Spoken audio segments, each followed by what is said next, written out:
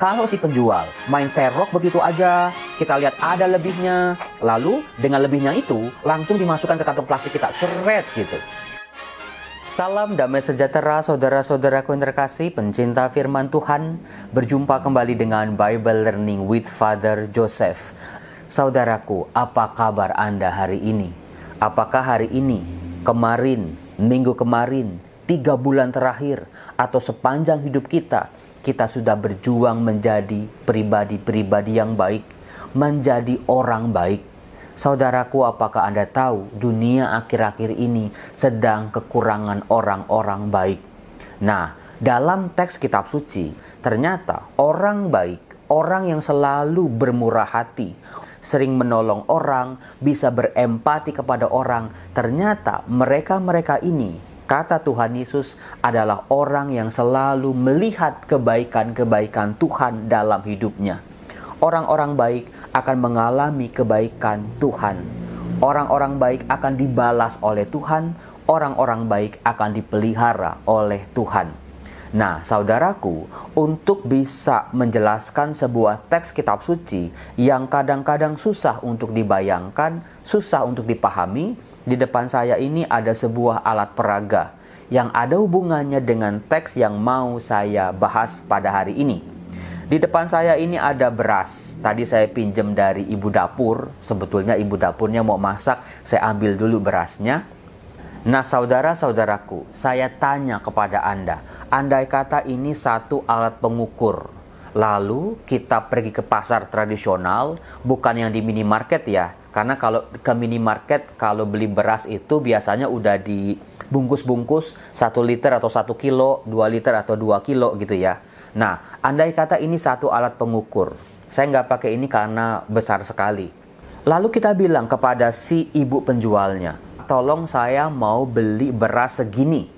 Nah, biasanya si penjual itu pakai alat pengukur. Misalnya alat pengukurnya ini.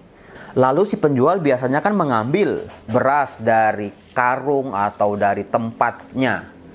Nah, karena beras ini adalah benda padat, kalau diserok, Anda lihat di tangan saya, itu ada lebihnya bukan?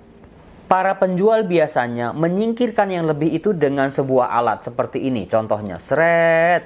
Nah, ya karena kita belinya segini, ya yang dikasih ya segini. Nah, saya tanya kepada Anda saudaraku, kalau si penjual main serok begitu aja, kita lihat ada lebihnya, lalu dengan lebihnya itu langsung dimasukkan ke kantong plastik kita, seret gitu. Apa yang Anda rasakan? Apa kesan Anda kepada si penjual tadi? Sudah pasti, wah penjualnya baik sekali, wah penjualnya murah hati, wah penjualnya enggak pelit.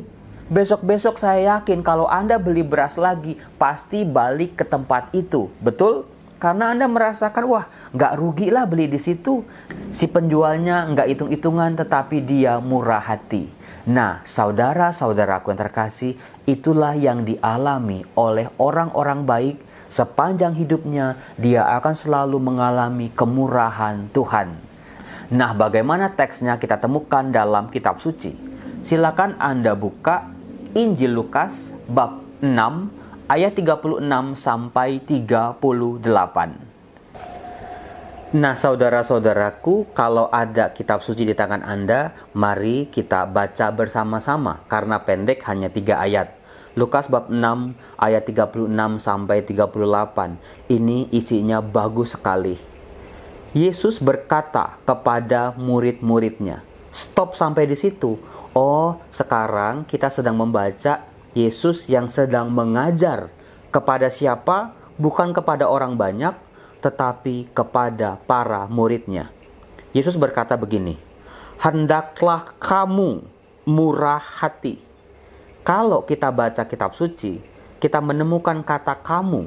Artinya memang bisa 2. Yang pertama, Yesus berkata kepada murid-muridnya 2000 tahun yang lalu, tetapi bisa juga kita pahami Tuhan Yesus sedang berbicara untuk diri kita.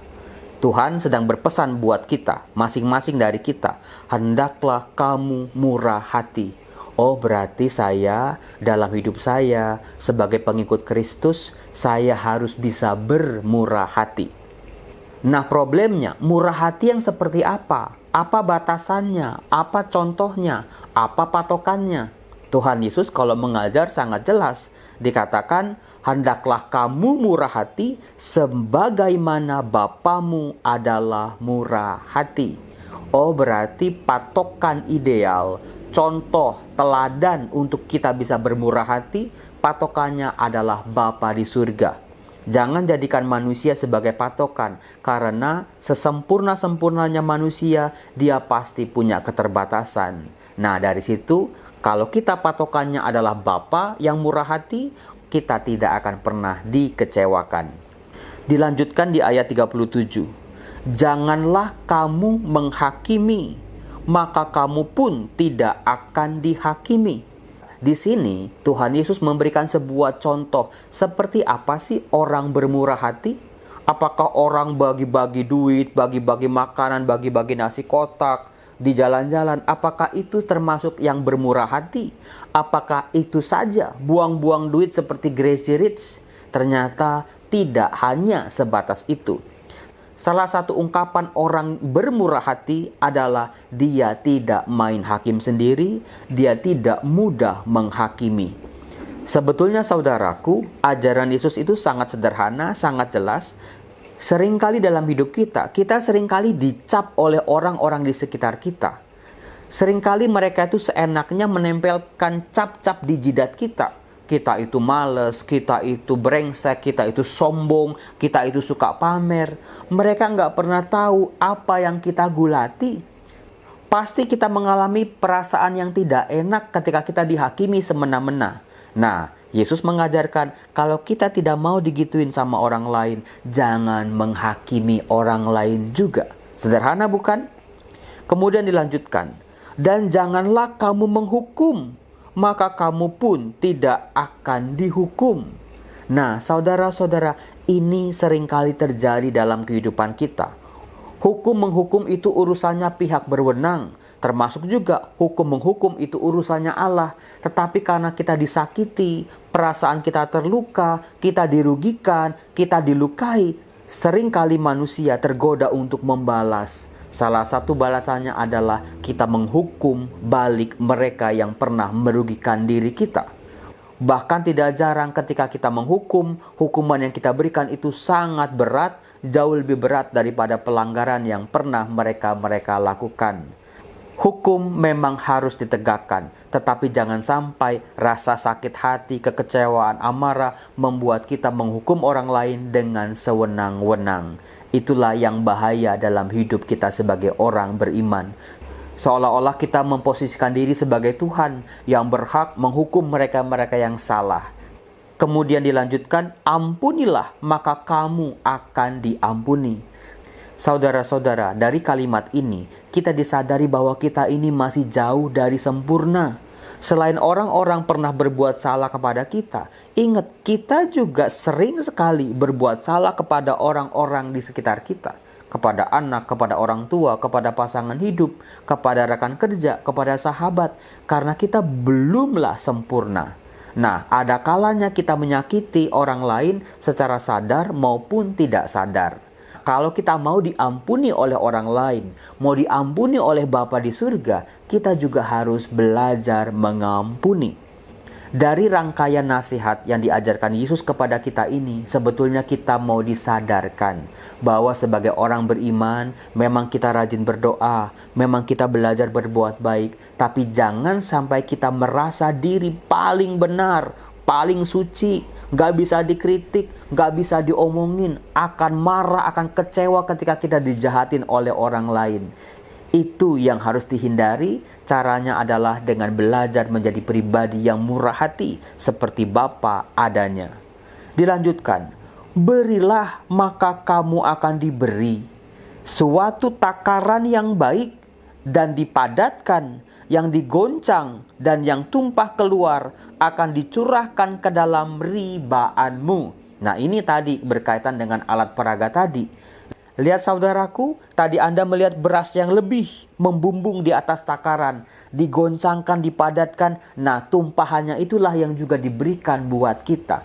Itulah pengalaman kebaikan yang dialami oleh orang-orang baik yang tidak suka menghakimi, tidak suka menghukum, dan juga suka mengampuni, tidak menyimpan kesalahan orang lain.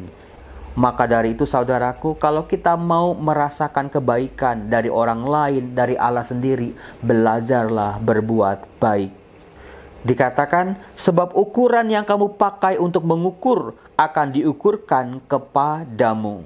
Saudara-saudara, itulah ajaran Tuhan Yesus. Kalau kita tidak mau dijahatin oleh orang lain, jangan berbuat jahat kepada mereka. Kalau kita mau mengalami kebaikan-kebaikan dalam hidup, belajarlah berbuat baik mulai dari sekarang. Saudaraku, tadi saya mengatakan dunia sedang kekurangan orang baik. Kalau Anda keluar rumah Anda, cari di jalan-jalan, mana ya orang baik ya? Ambillah cermin, bercerminlah di situ, dan Anda akan melihat orang baik di dalam cermin itu, yaitu diri Anda sendiri yang mau belajar berbuat baik. Saudara-saudaraku, jangan berhenti menjadi pribadi-pribadi yang baik. Meskipun orang baik seringkali dikecewakan, orang baik seringkali juga dijahatin oleh orang-orang lain. Kita nggak bisa memuaskan semua orang.